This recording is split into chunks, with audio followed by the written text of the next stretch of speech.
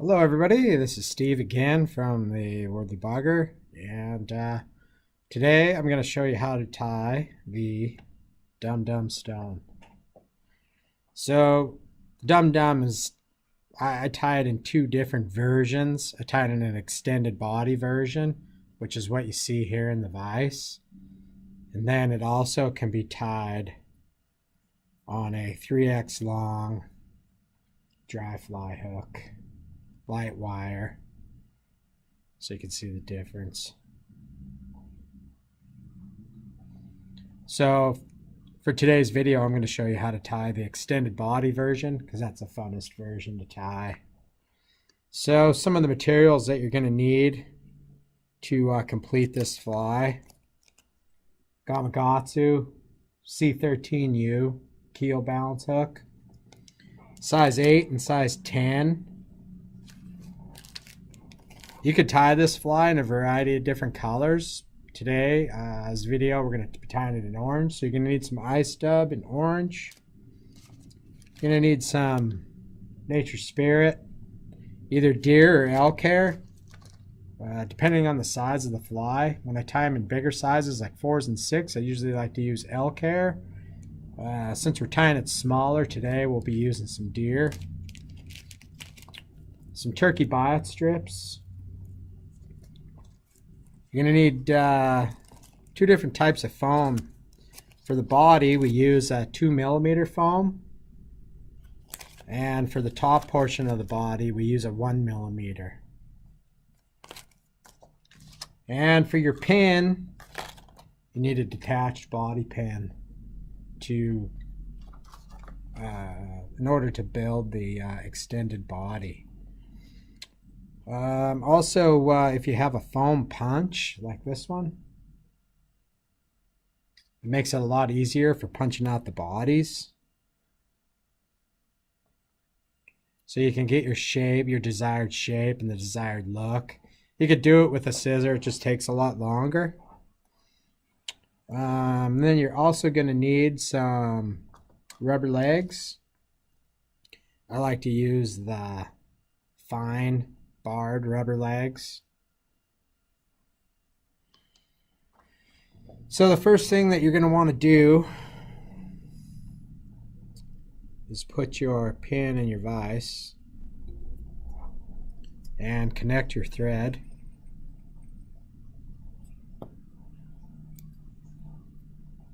You take your two pieces of foam that you've already cut out.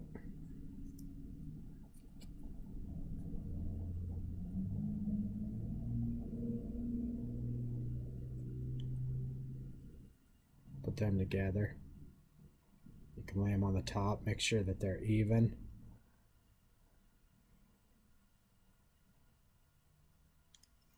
And bind that down to your pin.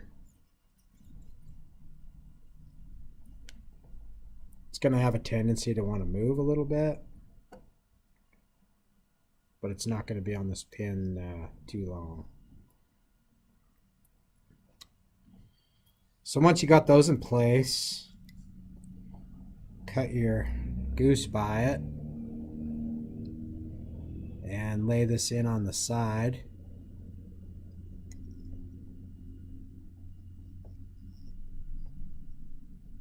And then grab another one.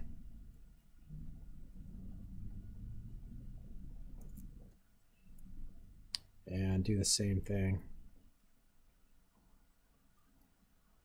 Making sure that when you put them in at placement there, that the tips are even. Pull it down where you want. It's nice, you can use your bobbin there. Once again, if you've watched my other videos, you notice a lot of times I use my bobbin as weight. So you can make a couple of wraps and get your material in place where you want it. Get it centered, get it even, and the weight of the bobbin will hold all that in place. And then you can tie these goose bats in, make a couple of thread wraps around those, and then cut off the excess.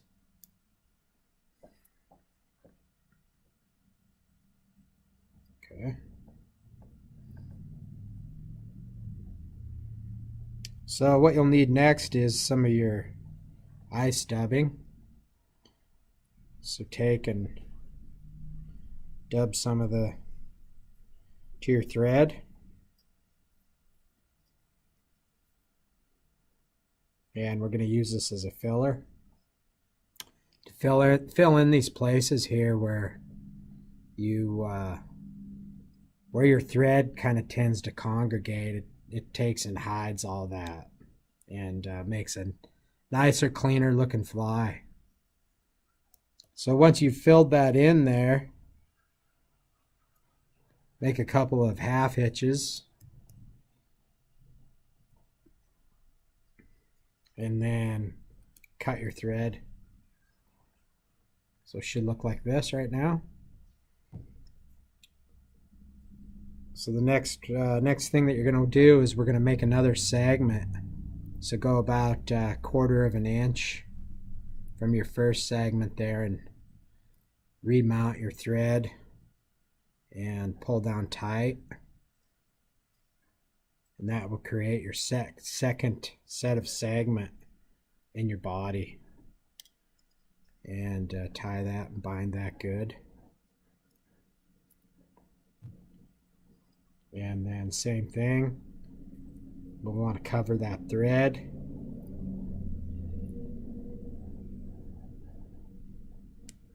So add some eye stubbing.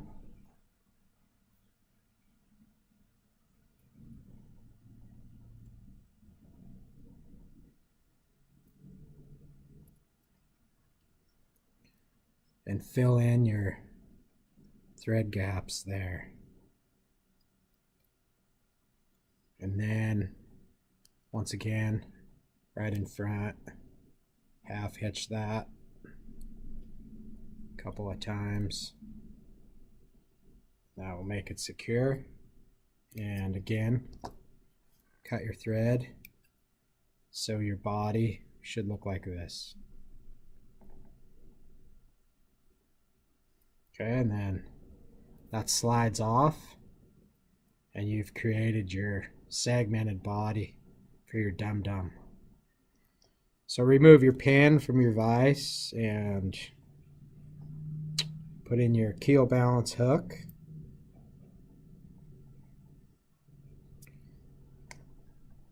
Start behind the eye and lay a thread base down and work to the bend.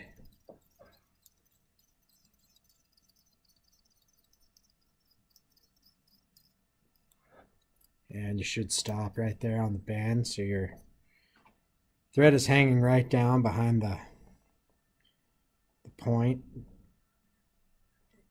of your hook. And the next thing that we're going to do is we're going to lay down a small layer of dubbing on the shank, just to give it a little bit of body, give it a little bit of color on the bottom of the fly. Doesn't have to be a whole lot. Remember, if you've tied on this fly before, or if you haven't even, doesn't have a long shank on it. Has a great bend in between the shank and the point. Super sharp, wicked sharp. So you don't want to, when you're wrapping and building your fly on these hooks, you don't want to crowd your eye. So make sure that you leave plenty of space when you get down there to finish off your fly.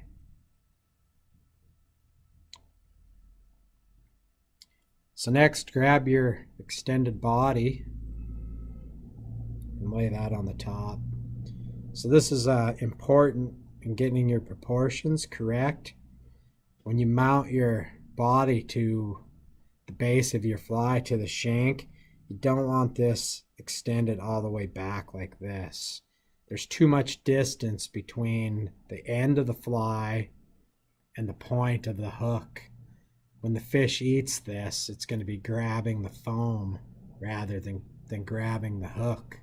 So you want to make sure that when you mount this, what I do is I use this point right here where we made our second segment. That should line up just about even with the bend of your hook. So lay it on the top there and bind the body to the shank of the fly. Pull it down tight. Happen to be using this Vivas. This is a 10-aught thread. It's super strong. You can pull tight and it won't slice through your foam and cut your foam, but it binds nice. If you happen to get an over amount of foam sticking over the front, you can chop that off to kind of get it out of your way. You want to make sure that you leave a lip over the top like this, because we're going to use this. It's an important piece of the fly.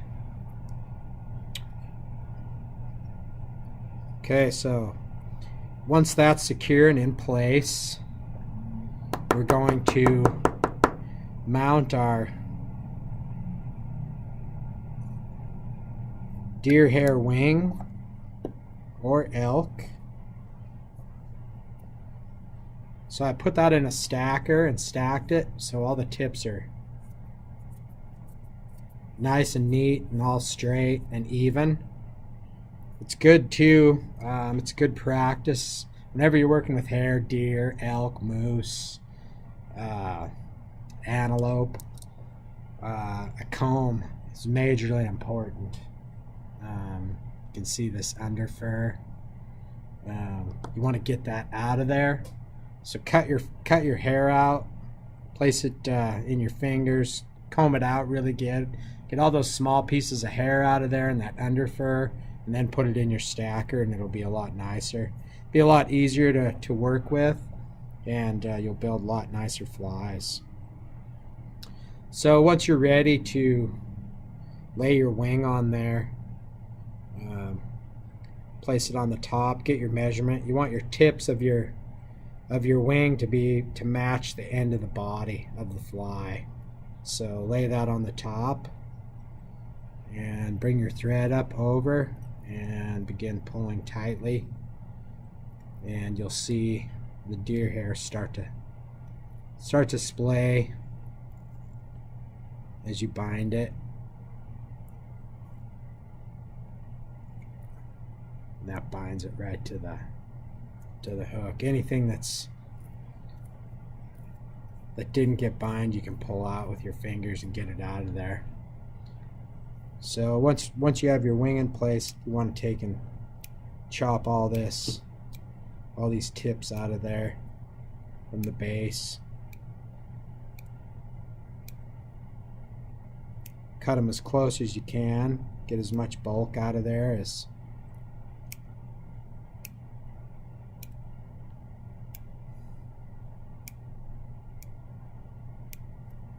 okay.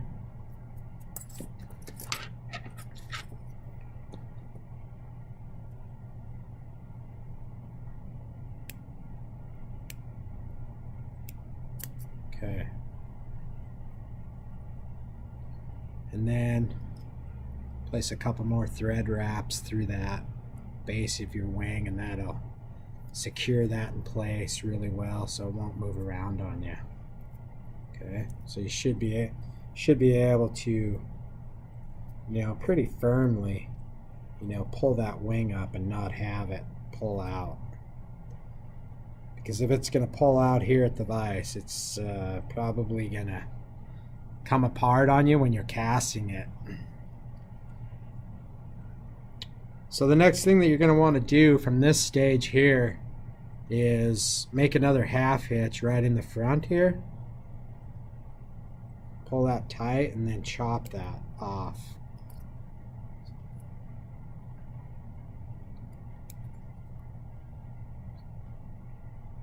So our next step is we're going to bind our wing down to our body. So you want to start right behind the second segment with your thread. So pull your wing up, lay your thread in behind that segment.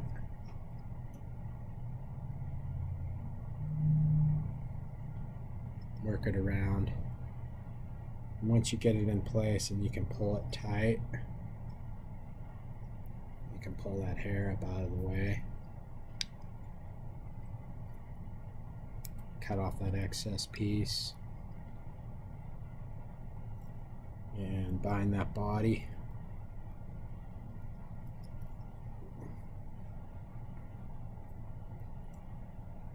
Bind that body down with a couple of wraps. That'll keep it nice and tight, keep your body from moving. And we're ready to pull our wing down. So pull your wing down, make a couple of wraps over the top.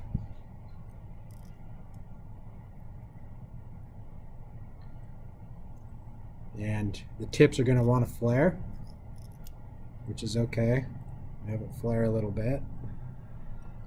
Pull it tight and bind that down so it should look like this.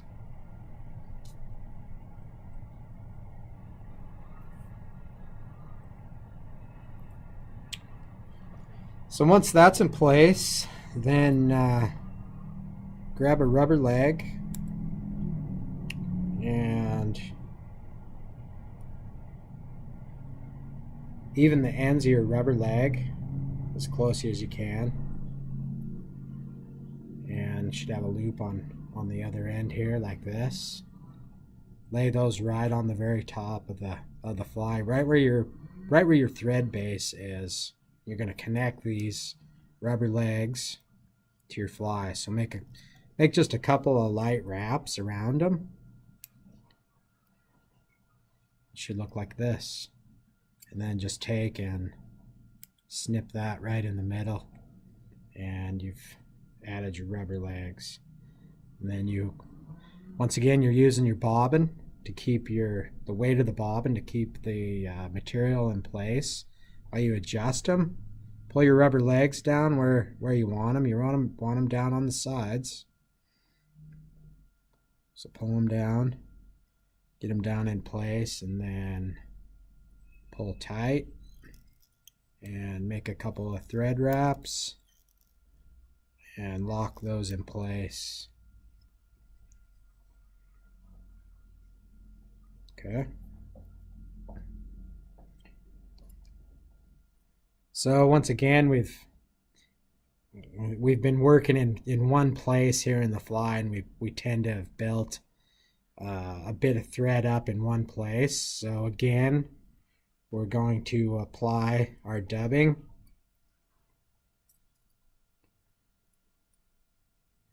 And we're going to use this as a sealer to seal up all that thread. So it hides all that thread, makes the fly look better, and adds a little bit more color to it. So add your dubbing, get your dubbing on there nice and tight.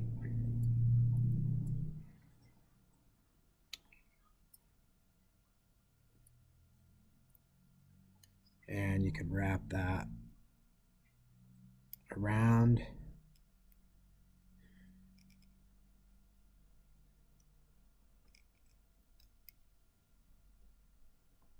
And get it in place there. Don't worry about your rubber legs being long. One of the last things that we'll do is we'll adjust those for the length that we want.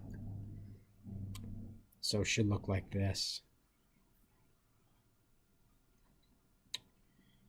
So after that's in place, take and make another half hitch. Lock all that down in place. And cut your thread.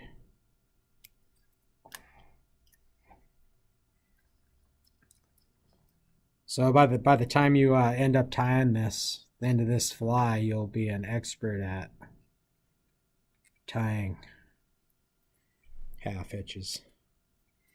So put your thread back on here right at the base of the wing, and make a few wraps just so it's tight. And grab another rubber leg and do the same procedure that we did on the back legs.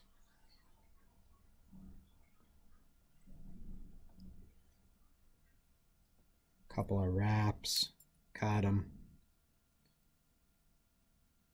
pull them down, get them in place where you want them, and wrap.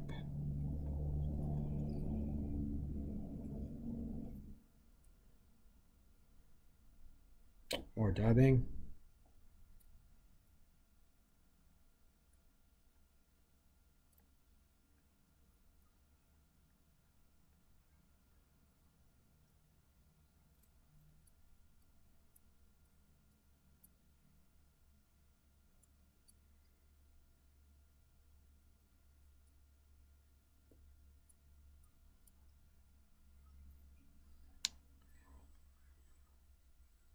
Pull all your legs back there so you don't bind them down, and start wrapping your dubbing forward. And this is where you can kind of play with it and get your rubber legs adjusted so they're all splayed how you like them to look on your fly. See how that brought that front right leg right out. So the dubbing works a little bit of magic for you. So here's how your fly should look right now. And you got that in place. Pull it tight and pull up the front portion of your foam there and build a little thread base underneath your eye. And then we'll make a half hitch underneath there.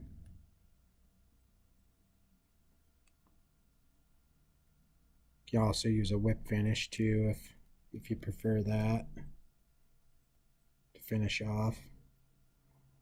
Usually I like to do 2 or 3 half hitches, and that'll lock your thread in place and cut.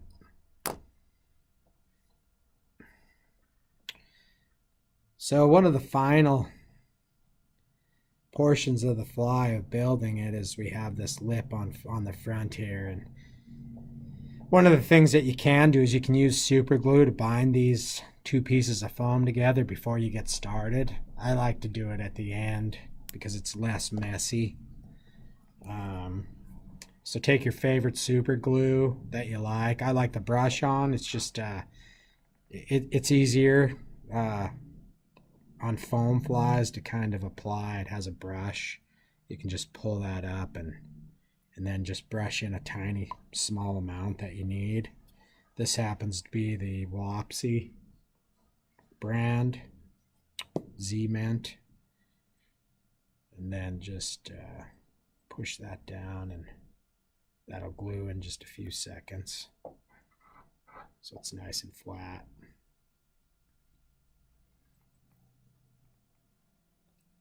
And then one of the final stages, since we have a nice round butt back here, instead of having a blunt front, what I like to do is take and trim the front of it and make kind of a diamond head on there. And that'll give you gives you a nice foam head there that will skate and push water against the head of the fly, or when you're twitching it. Works really good. So the last thing that you want to do is just kind of start trimming your rubber legs, and just trim a little bit at a time until you get the desired length that you like. It's all kind of personal preference, whatever you think looks good on there.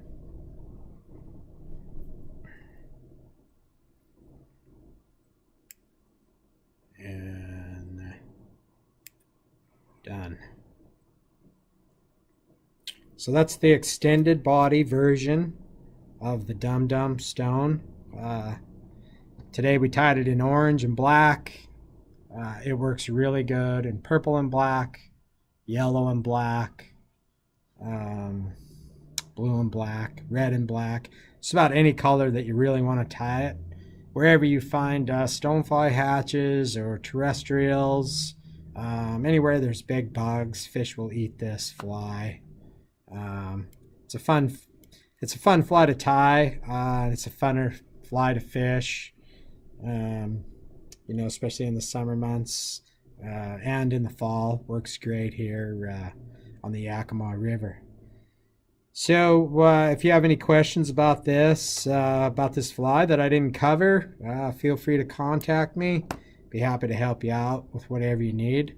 If you'd like to tie this fly and like the materials, you can buy them all below the video there. Add them to your cart, and we'll ship them right out of the pro shop here. You can also stop by the Worley Bugger in Ellensburg, and we're happy to help you pick out these materials. I hope you enjoy the video, and I'll see you again real soon.